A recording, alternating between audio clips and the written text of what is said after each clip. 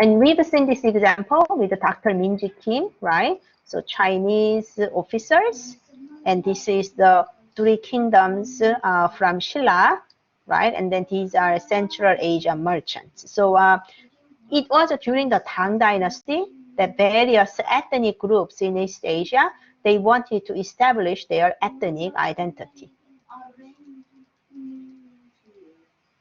So China in the beginning, they were in a sort of a superior position. Like they say, we are the center of the culture, and like you other countries should learn from our civilization. They were pretty superior in those tones.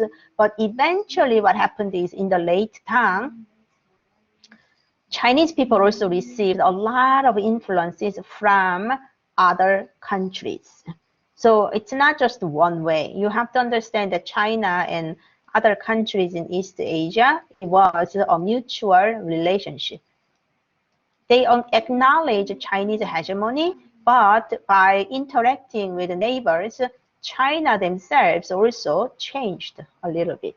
But in the Tang Dynasty, if you see the historical record, we know that almost all men wore cloth, like a head cloth, and that is called a futou, and close-fitting piece of cloth wrapped around the head. And then later on, you have a little bit of a kerchief added so that it has more like a hanging piece behind his head. And then sometimes you can use other materials for hair buns. And then Song dynasties, eventually the futou becomes more like a minister's hat with two wings on the side.